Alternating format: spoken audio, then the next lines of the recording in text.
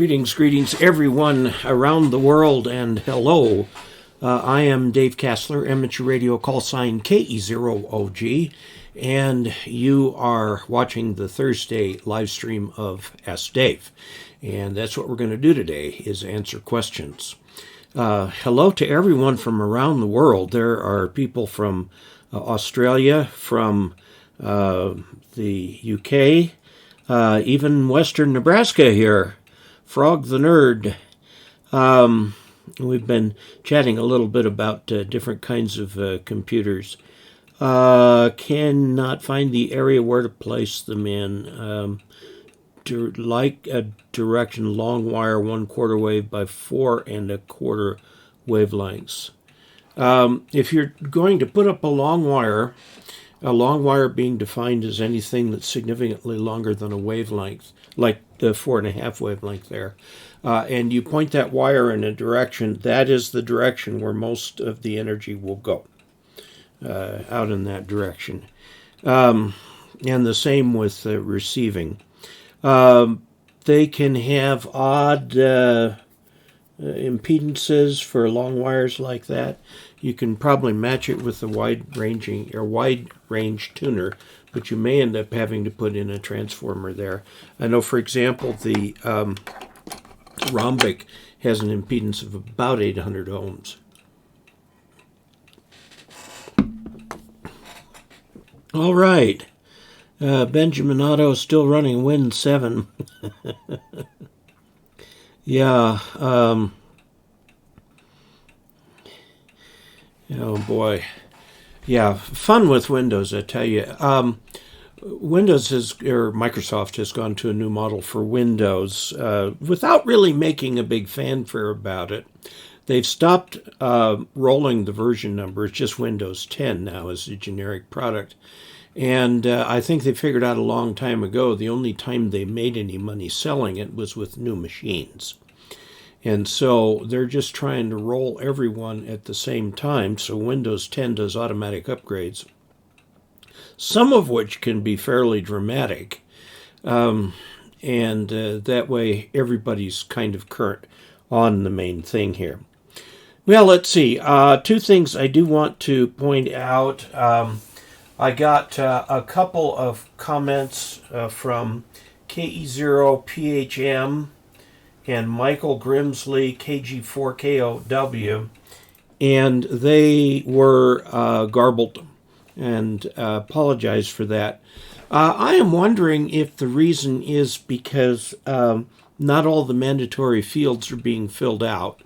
The little thing that I have that's part of WordPress for my site that does the form doesn't seem to react well if you don't fill out all the forms. But please, if you would please, both of you, resubmit. You might try doing it with a different web browser. Make sure that you use fill out all the fields. It tells you that there are mandatory fields there. Put at least something in them. One of the things it asks for is an email, and the only reason for that, I get the email. I don't publicize it or put it anywhere. That way, if I want to respond directly to the email, I can. But it is mandatory. At least put something in there. Okay. All right. Thursday live stream starts 0100 Friday. That is absolutely true. It is 0104 UTC Friday, the 19th of June.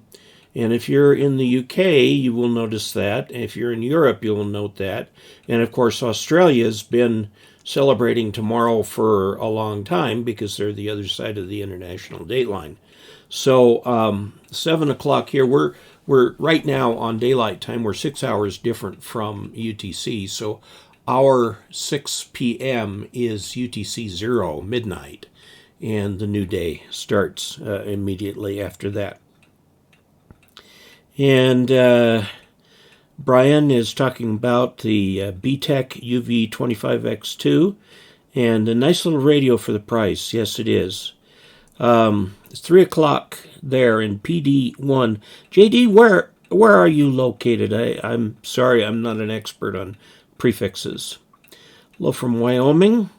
Met you last year at Dayton. Yes, I had the opportunity to meet quite a number of Augies and stop and have conversations with them. It was great, absolutely great. I had hoped to do the same thing here. People talking about Windows XP. In my humble opinion, and you all know how humble my opinions are, the pinnacle, the peak, the apogee of Windows user interface was Windows 7. I find it hard to find things in Windows 10, really hard. Sometimes they'll list stuff and sometimes they don't in the start button and so on. How are the flying lessons going? Well, I won't be flying again until July because that's the next time both the instructor and the airport and the airplane are available. In the meantime, I have got a flight simulator, which I am using. It is X-Plane 11. I also have the Lockheed one, Prepare 3D, but I have trouble with that one. It just is, X-Plane is so much easier to use. And I have found that what I have done on the simulator has helped in real flight. So I've been practicing maneuvers and things like that. One of the Augies and a patron, Sean McGrath, is been walking me through ground school, and he is sending me an endorsement from my logbook that says that I'm ready to take the written exam. So I personally think I want to study just a bit more, but I'm going to take the written exam soon, and then all I have to do is concentrate on the flying part. I have actually been toying with the idea of going and finding a flight school that does in-residence training for the sport pilot and just going there and finishing the sport pilot off, staying there until I get it, because this business of flying twice a month is for the birds. It doesn't work well at all. Okay, the Netherlands. That's what I thought. Okay. And in Australia, the program started at 1 p.m. That's wild. Don't miss blue screens. Well, I actually got a couple on this new computer until Brad Rich walked me through some of the settings in the BIOS for the memory. We got things all copacetic in there, and it works right now. PD is novice, he says. PD1 JDW. PAPB PC is full license. Well, JD, good luck with your studies. Hello, Ishmael is here with us again this evening. Wish that Yaesu and Kenwood would use the same microphone plug pattern. Oh, good luck getting that to change. It's a matter of company pride. You know, they're saying, well, anybody can copy our system. Why don't you change to what we're doing? You know, and they're each saying this. They've been saying this about D-Star and C4FM, yada, yada, yada, for a long time, and they just don't. So, yeah, you can't use a Yaesu mic with a Kenwood. I had an old Kenwood mic that when I got a Yaesu, it was an FT101 Bravo, I had to rewire it for the Yaesu. It was a four-pin mic, but the Yaesu 4-pin mic is different, of course. Still trying to upgrade to Vista. Oh, yeah. Occasionally experience on FT8 only on my IC-7300 where the power does not exceed 2 watts, yet the current goes way up. Only occurs in 20 and 30. You know, one thing you might look at, Harry, is I discovered this too. I had a very similar problem. My my FT8 transmit frequency was below 300 hertz. And that actually is outside the audio passband. So you can think that you're putting out all the audio in the world, and it's not. It's just not going out. gets caught in that audio filter. So make sure that your transmit frequency in FT8 is above about 500 hertz. Let's see, from El Paso. Hello, Crossley. Let's see.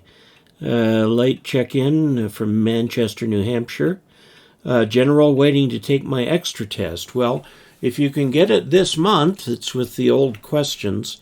Oh, I'm going to have to remember to take down the link to buy the videos. They're going to be out of date in about 2 weeks. So, yes, there are adapters for the mics. Flight training. What I've been toying with doing, and this was a Brad Rich suggestion, was that once I get my written, I just go to a flight school and stay there in residence for 2 or 3 weeks and get the license. There are about 5 flight schools around the country I've found that offer the sport pilot. One out in Nevada looks interesting. They have very good weather all the time out there. So, finished. Don DeGidio has finished the extra videos. Now going over the question pool. Great. Okay. Hello from Tennessee there. Okay, let's look at a couple of the questions here. This first one is from Erik Friele Ke7uyc. It says a question about the HF ham bands like today, HF voice. Okay, he's been looking at a screwdriver antenna. And now let me tell you what a screwdriver is. A screwdriver is for mobile use. It's a whip, and then underneath it is this monster loading coil. Okay, and what the screwdriver is a little tap on that coil that goes around like a screwdriver, a central screw that is turned at the bottom that moves that coil tap up and down until you get to just the right place where the thing resonates. It's a very high Q device. You can get screwdriver antennas where it just goes up, down, and then you've got to tune every time you go to a new band. Better yet, there are screwdriver controllers, they're like $400, I think, that will find the sweet spot for you. And then you can use that screwdriver with ease. Some of them will take the output of your radio as to what frequency it's on, and will go look in memory where it was to put the screwdriver, and it will keep it fine-tuned and all of that. So that's what a screwdriver antenna is. It's a commonly used antenna for mobile. Another commonly used antenna for mobile are ham sticks. And they both work. The screwdriver antenna is a highly loaded whip antenna. It will work maybe not quite as well as a dipole, but not significantly worse, maybe not more than 3 dB worse. And they're very handy because if you do it right, they'll be controlled from inside the cab, and you can go with them. Now, a number of people make screwdriver antennas. I believe there is a company by that name, but a lot of people call their antennas screwdrivers when they're made by their own. MFJ has screwdriver controllers. You might look at theirs. There are others out there. I do not have one and do not have any direct experience with one. So I would have to encourage you to do some research on the web for that. Let's see what else. Okay. Finish your extra videos. Let's see. Might be easier to them. So, have you ever tried the Edfong VHF? I went to order one and they were not accepting orders. It'll be about the same performance as a J-pole. I was going to order one of those. I guess I should pull out my notes and order one. Okay. Will your wife keep up the live streams? Is it required or best to run a vehicle negative cable all the way back to the battery, or can it just go to the frame? Best practice right now is to run that negative wire all the way back to the battery and to fuse that lead just before it gets to the battery. There are some obscure failure modes in automobile electronics that could put the entire return current for the entire car on that wire. And so that's why the thing needs to be fused so it doesn't burn up your wire. I have never actually seen that scenario. I've never actually spoken with anybody who has experienced that scenario, but that is considered best practice, and that is why all the radios that come today have a 12-volt cord, which is too long, but a 12-volt cord, and then they've got a fuse in both legs right down near the end of the cable. So, yes, you should run it back to the battery. Yeah. Okay. Let's see. This is from Alan, November Mike 5, Whiskey Lima. He says when he had an FD450, his best reception was on his HF vertical. Now that he sold it and got an IC-7300, my best reception is on my fan dipole. Why would that be? I think it might be the pick of the draw, because if you've got a vertical and a dipole, some stations will come in better on one than the other. And you might just have noticed that you worked a particularly strong station on the vertical that wasn't so strong on the dipole, but it can work the other way too. It depends on the polarization.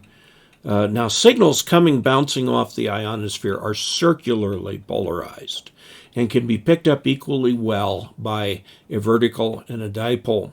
Now, as you go to stuff that's directly above you, that's coming in from a high angle, the dipole is going to pick that up better. Coming in from a low angle, it depends on the orientation of the dipole, but very often the vertical will pick that up a little bit better. I don't know if that helps. That's kind of not a real, well, it is scientific, but it's not a real good reason why. Okay, let's see. This is from Todd in Washington, KJ7JPW. Hi, Dave. I'm a new general in Washington State. I've called CQ on a variety of bands and frequencies with no reply. Any tips on making contacts? Well, I would suggest if you've got a friend in the area who's also a general, get on the air with him, a prearranged contact, to make sure that your station is working properly. Because until you've had multiple contacts, you don't know that. Now, I would try calling CQ on 40 meters. I would do it in the general band, the bottom end of the general band. Call CQ there, and I think that's where you're going to have the highest chance of getting a reply. Call a fairly short CQ, but call them frequently. I always like to end saying, CQ, CQ, and all this, and saying, this is KE0OG calling CQ. Because if the people tune in and all they catch is your call sign, they're not sure if you're finishing up with a previous contact or maybe you're calling CQ. So I always add that, is calling CQ. I tell you, there have times I've called CQ 15, 20 times with no answer. Other times I make one call and I get answers. A good thing to do if you can tune around and find CQs is to answer them. You actually get a little bit higher QSO rate doing that. But if nobody's calling CQ, just go ahead. 20 is another band you can call CQ on. Again, do it in the general band, down at the low end of the general band. And see what you can round up. The reason you want to do it with a friend first is to make sure that your audio is good, that it's not muffled or tinny or something like that. to make sure that you're using the mic right, that you've got the mic gain set up properly, and so on. So I think that should help, Todd.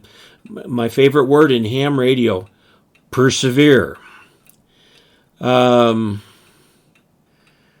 Yeah, let's see. And the Smoking Ape jumped in and answered a question there, too. I've got an IC-7300 and have been wanting to upgrade to a desk or boom mic. There's so many options for microphones out there. Is there one you would recommend? I would recommend a headset, but only because that's what I like to use, because then it doesn't matter what direction I'm facing. I've still got the mic right in front of me. The boom mics tend to be expensive, and you really don't need an expensive mic for ham radio. Remember, you're dealing with the audio spectrum between 300 hertz and 3 kilohertz, or 2.7 kilohertz. The actual audio spectrum can go up to 15 kilohertz. And so if you get a really, really good microphone, you're wasting most of its potential there. So, yeah, let's see. Never networked any computers. Oh, I've done it, not necessarily happily. Test with the SDR stations. That's good. You can hear yourself. Made contact with folks in Kentucky, so pretty sure the gear works well. They'll just persist. Make sure you're using a full 100 watts, that you've got your dipolar vertical set up, and you're not losing power and bad connections and so on. Heil mics are very good, but they aren't the only ones out there, says Don. Yes, Tim makes a good point. What Tim is talking about, he says, I usually listen to a strong station, and after their QSO, call them. A good way to start a contact. That practice is called tail ending, and it is a best practice. It is a good way to get to talk with people.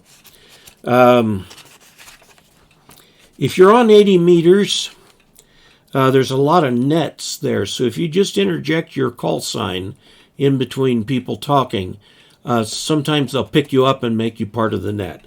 Sometimes. They don't always. Okay, check them out. Some HF nets, yes. What do I think about the new ICOM IC-705? I have heard that the pricing model for it is ridiculous. It's going to be more expensive than the IC-7300. That's crazy. But I think what they're doing is trying to compete with the Elecraft KX3, which is also crazy expensive. So, I don't know. I've got it on a list somewhere to call Ray Novak and find out what his pricing model is. Okay. By the way, one of the HF nets that Todd may want to check into runs most of the day on 14300. It is the Maritime Mobile Net, and it is designed for people on ships, but it's a good place to go for a signal check. Just, listen for a while to make sure you're not interrupting an emergency or something, and then ask the net control if you can have a signal check. So, okay. Using a Heil Pro headset with good results. Yeah, I think the Smoking Ape is talking about the 705. It's ridiculous, the pricing model they've got. That's just my humble opinion, and you all know how humble my opinions are. Kent says he has, let's see, I had a little trouble reading this. He has a TYT UV800D. I think he means the UV8000D, and was wondering about radio ID. The UV8000D is not a DMR radio. That is strictly an FM radio. So this radio ID type thing, which is a kind of a DMR concept, is not going to apply. He just wants to know if he can key up and have it tell me what radio is using basically a radio number, because he has multiple radios he would like. I know that most radios will allow you to put a welcome message on them. And I usually put Dave KE0OG. It's even on my ICOM 7300. You can do something like that with a different radio, but I don't know. Putting some pink tape on the battery case of the radios might be a better way to keep them straight. On the FM, there's really no, since it's just a community channel there, DMR has radio IDs and things like that, and I would assume that D-Star does too. Nice unit for... Okay, nets that appear in the program NetLogger, like making contacts in 2-meter simplex. Is anybody coordinating a national simplex calling frequency for digital modes? Digital is usually through a repeater, although I know DMR will, and I'm pretty sure D-Star will too, can do simplex radio-to-radio digital. I don't know of any calling frequencies for digital. Maybe somebody does and can put it up here.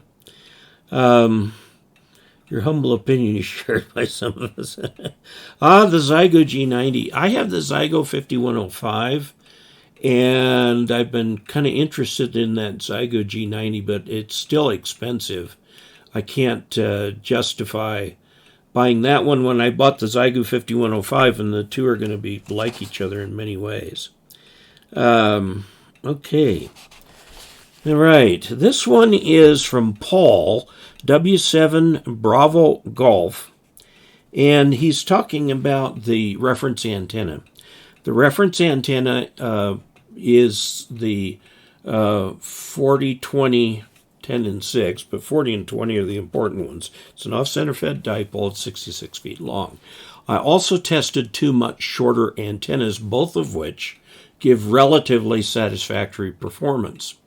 The Alpha Delta DXEE is only 40 feet long, and it will give you all of 20 meters. It also gives you 15 and 10, all of 20 meters, and about half, going up to the 3-to-1 bandwidth, about half of 40 meters. So you can set it for voice, or you can set it for CW, like if you want to do digital or something like that. That's a great antenna. It's a little pricey. It's about $150. MFJ has an antenna that's a trapped 2040 antenna. It's the MFJ 17754, which I just unhooked today so I could hook up the my antenna. But that antenna is only 42 feet long. Another good choice for somebody with limited space. What Paul is asking is if I could please list some of these other antennas that might be of use to people who don't have a lot of space. The official reference antenna, the 2010, is 66 feet long, yeah. By the way, I did put up the My Antenna 80 through 10 NFED half-wave today with the aid of my assistant, and we got that thing up in the air. I did some SWR testing on it, and it's remarkable. It does work. And I have one cable run coming in through a lightning arrestor that I use for all the antennas I experiment with, and it's got a 50-foot piece of cable on it. And I connected that to the NFED half-wave thinking that it was far too long a piece of cable, but it works fine. I've got good SWR reports. I ended up shortening it by 2 feet to kind of nudge the response curve up a little bit, and I will be doing a video on that next week. Got some good performance out of that. The video that's coming out tomorrow, I'll give you a little bit of a preview. Code Masseur, that's the handle in here. His name is Dave Slaughter, and he is releasing tonight at midnight a I guess you'd call it a load for the Raspberry Pi with a whole bunch of ham software on the Raspberry Pi. This is a curated load that he did first for his club, and I interviewed him the other day, and that video will be going up tomorrow where he talks a little bit about this load. So if you've ever had a Raspberry Pi 3 or 4 and are wondering what to do with it on ham radio, here's your chance. The download is free, and the links will be in the video tomorrow and also in the text that goes underneath the video. It's kind of exciting, really. It's a lot of stuff. One of the things that he's put in there is a whisper software. I have a little QRP Labs whisper transmitter. Well, I also got their receiver, but I'd have to hook up that to my computer and use that to put the information up on WhisperNet. But this little Raspberry Pi will do that for me.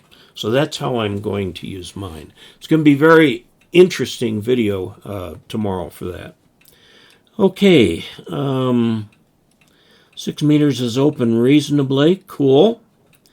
And looking for a dedicated 6 meter antenna. Well, the kind of work that you're doing, CW sideband and FT8, is usually horizontally polarized.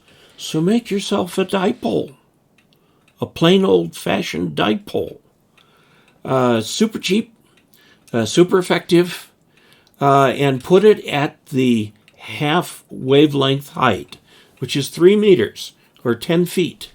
It's all the higher you need to get the thing. If you get the thing any higher, the pattern starts lensing.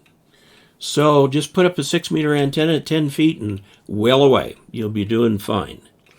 Want to combine both APR signals with GPS navigator display device. David, I don't really know what to do there. You'll have to talk to somebody who's major into APRS. And Smokin' Ape, by the way, who's another YouTuber, lurking in the background here. Looking forward to the Pi video. Are end-fed antennas semi-directional? An end-fed dipole is a dipole. A dipole, whether it's center-fed, off-center-fed, or end-fed, is a dipole. And it radiates like a dipole. I happen to have my antennas one configured as an inverted V. And the feed end is just right outside over here, although albeit at the end of a 50-foot piece of coax, because that's what I use to feed the experimental antennas with. And then it goes way up to the rooftop and then down to a tree. So, just got a week, let's see. FTDX101D, yeah, well, that's a pretty nice radio. On your J-pole, how do you do the thin copper sheet for the SO239? Oh, there's as many ways to do that as there are people who make them. It's not critical. It's not critical. Just pick one and do it. Ishmael is getting a nano VNA, and I had a very nice time with Tom Fryrix. I'm not sure I'm pronouncing that right. He walked me through the nano VNA, and I need to turn that into a video, and we'll just do that. Harry, thank you very much. That's our first Super Chat of the evening. If you'd like to participate in Super Chat is a fancy way for saying you can contribute to the channel funds via the chat feature. If you're looking at it, you can't do this from full screen. You have to do it where you've got the little, well, let me just show you here on the screen. It's down here at the bottom. Okay, right here. See that little dollar sign right there? That right there is the Super Chat thing, right there. Okay, let's see. Okay, and Cam4ACK has a good series on the ham radio and the RPi. Good deal. Okay, hopefully I got a package today. I did. I haven't opened it yet. I have gotten it, though. Okay, so that's Paul, who wants me to list some of the antennas I've tested, and that's an outstanding suggestion, and I will do it.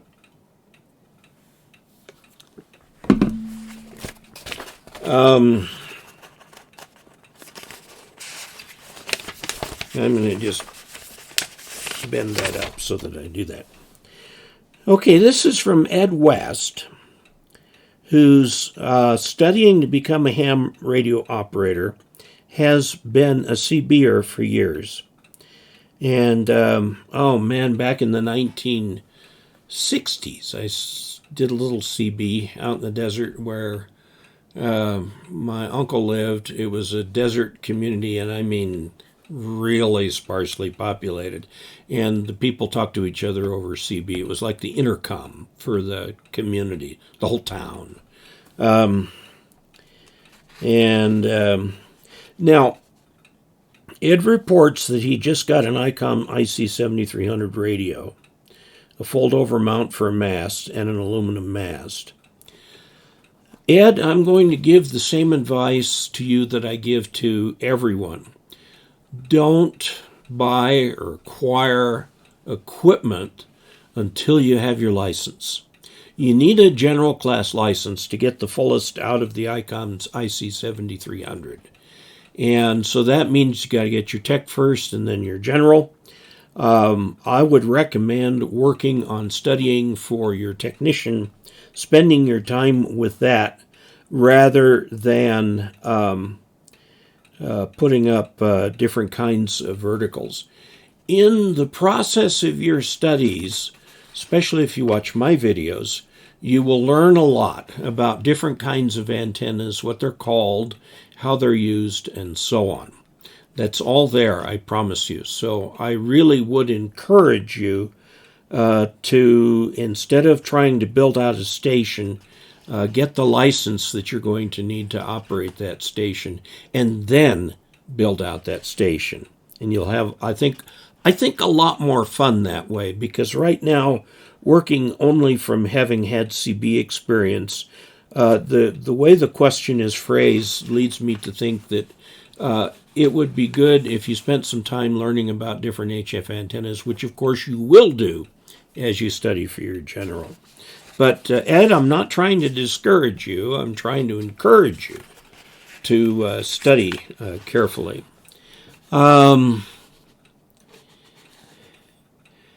Okay, let's see. The commune telephone, yes. Todd in Washington, KJ7, JPW, has contributed via Super Chat. Thank you very much for that, Todd. Thank you. Dave, maybe you should set up a Discord channel. Then you could have a subsection for weekly questions in your other Augie's interests. Yeah, I'd have to learn about Discord. A lot of people have suggested a Discord channel. And I know some of the other YouTubers do that too. So far, I've just stuck with YouTube. I don't even use Facebook. Facebook drives me nuts. This is from Bruce Tiss, W1TIS. Any plans on getting a new collar shirt and updating the extra class videos to reflect the new question pool effective in July? Of course, absolutely. The book is on order from the League, and they have said that they're going to take a good month to deliver it.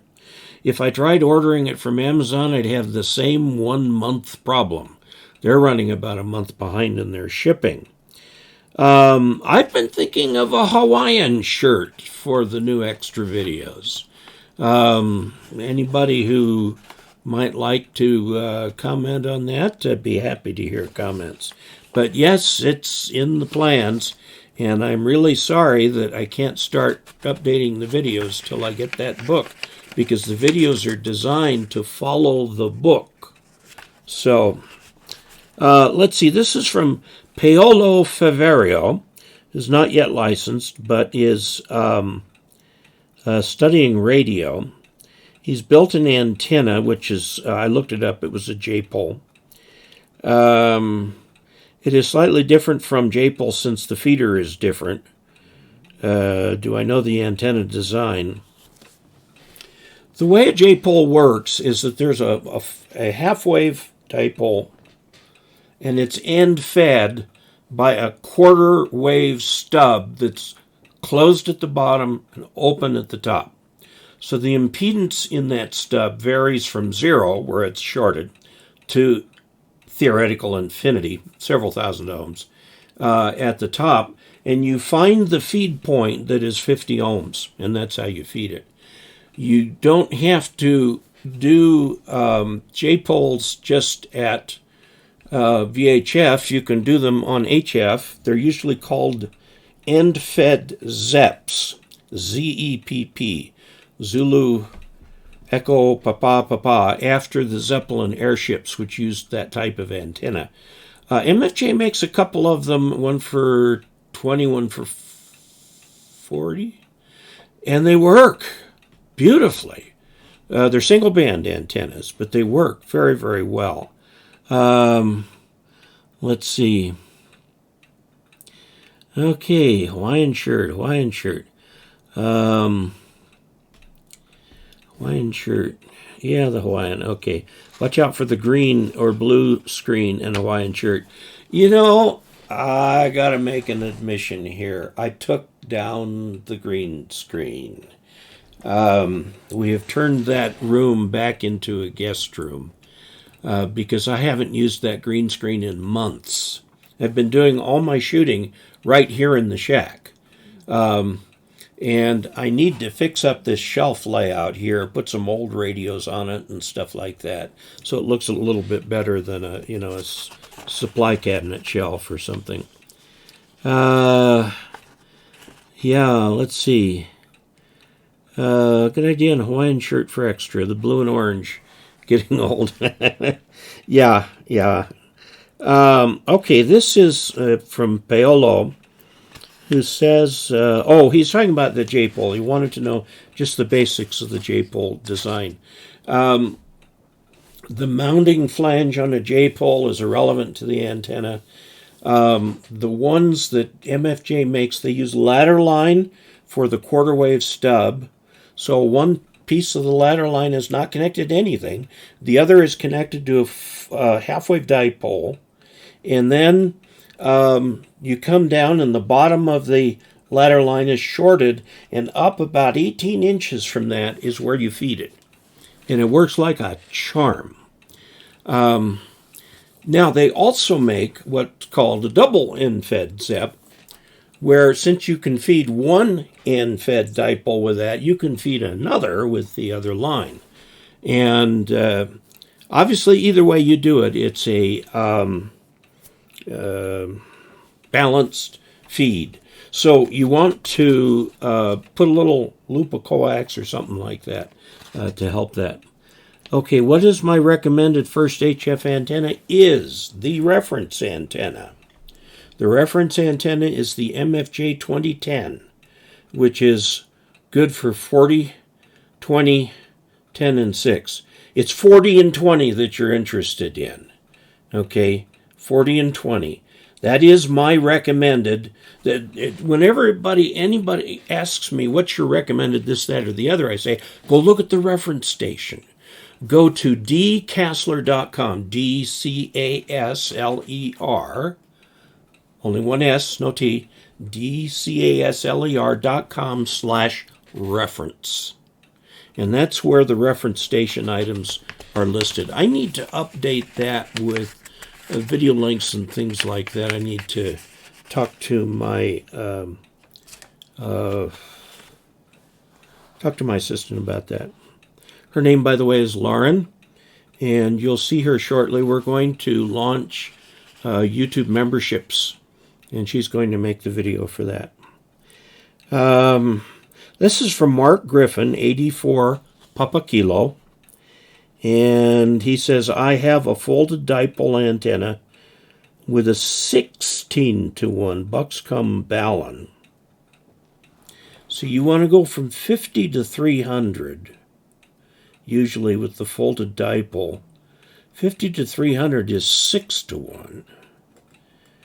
And a Palomar 1000 ohm resistor. What on earth are you putting a resistor in an antenna for? The Balun also says 1 kilowatt. That's fine. One might think that you could run up to 1,000 watts SSB. Yes, you can with those. What would you give as your opinion how much power you can safely run on single sideband?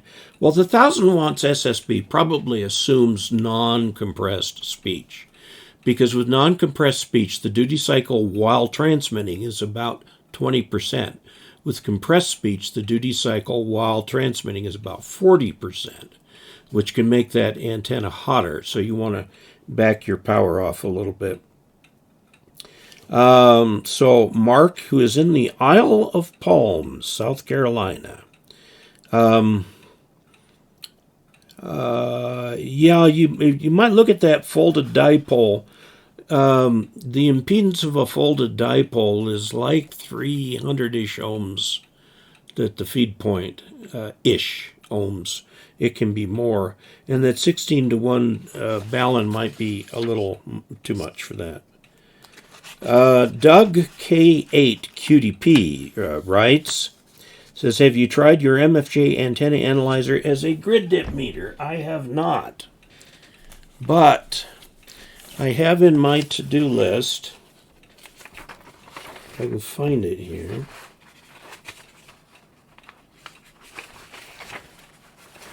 Well, I don't know where it is right now. There is an attachment that MFJ sells that will turn it into the equivalent of a dip meter. It's not a grid dip meter anymore because there's no grid, but it will do the same kind of thing. It's like a $35 kit. I just need to order it, and I think it'll make for some interesting Ask Dave videos. Let's see. How does someone get into amateur radio? I have no experience. Go to www.ke0og. That's where the OG comes from, and in there's my call sign. ke0og.net/training. Okay? ke0og.net/training. And it will tell you everything you need to do, down to the link to use to order the book, what videos to use to watch to supplement the book, how to find an examiner. All of that kind of stuff is all right there. All right there. What kind of mobile radio you recommend that's good for a beginner technician license? I have an HT Yaesu VX6R right now. That's an interesting question. I have not yet picked a radio for the reference station for VHF. I'll tell you, I'm leaning real strong toward the Anytone D578 UV plus whatever, however many other digits they've got in that thing. But it's a tiny titch on the expensive side. It's like $200 radio. And I'd like to get something cheaper. I looked at all the other, the Yaesu, Kenwood, ICOM radios that are for sale these days. They've got a few more listed than are actually for sale. They've actually kind of withdrawn some from market, and they're still on their websites. I would like to pick one radio that's FM only and another radio that is either D-Star, DMR, or C4FM. Now here's the problem. DMR is winning the popularity contest, hands down. But not everywhere. Not everywhere. Some localities are strongly D-Star, some are strongly C4FM, and others DMR. You get in the big cities, you'll find all three. I tend to lean toward DMR simply because it seems to me more flexible. It's certainly more popular.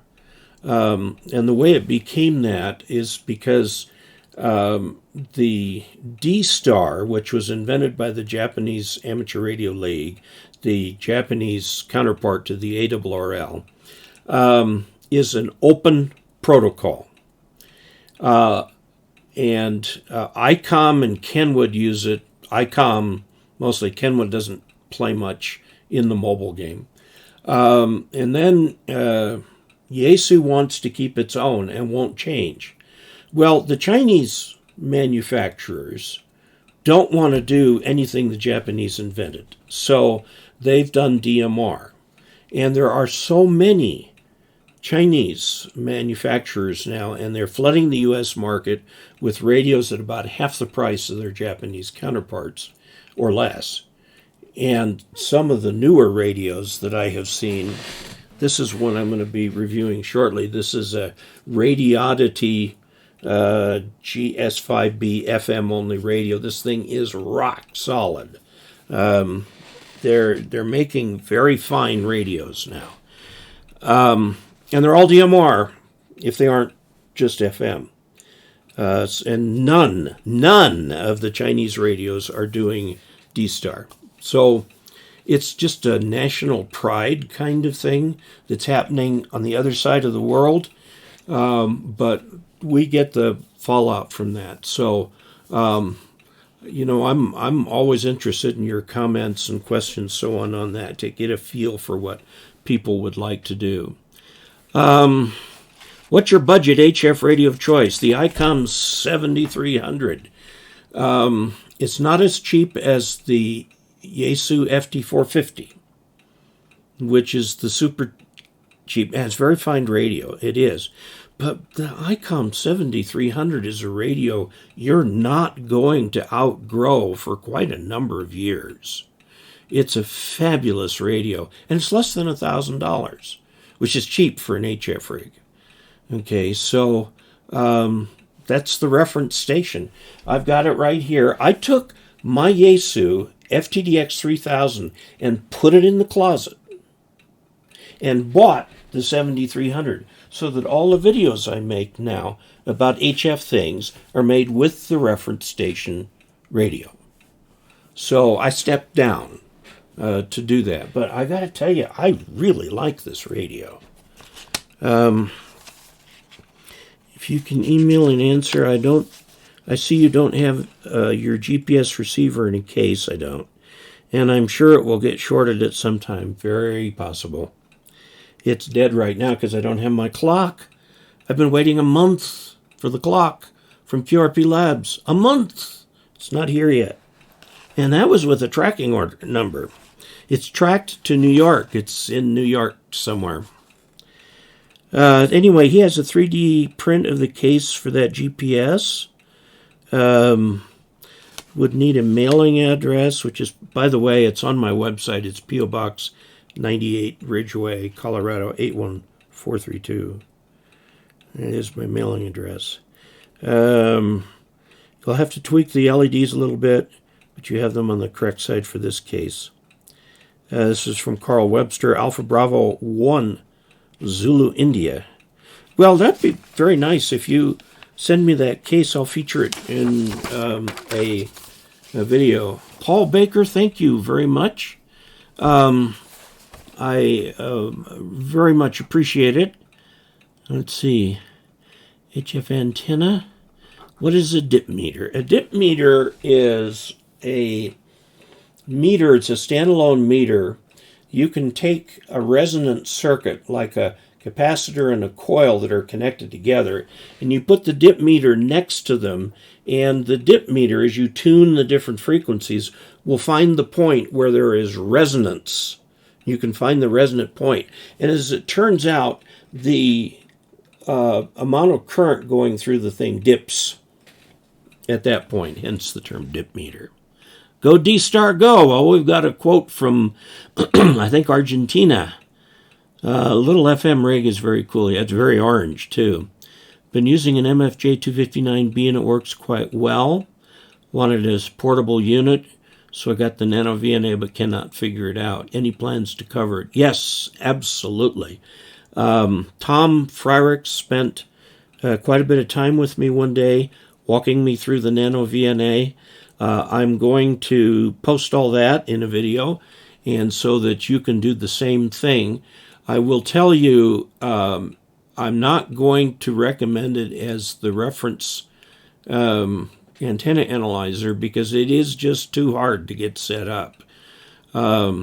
But it can be done if you really want to persevere on the thing. And I'll try and put all of that in the video that we do. Okay. Let's see. The RSGB put out good video on the Raspberry Pi. Oh, there are lots of them out there.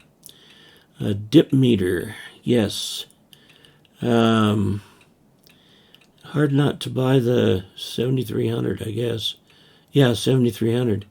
I've just got a Yaesu 7300. Love it.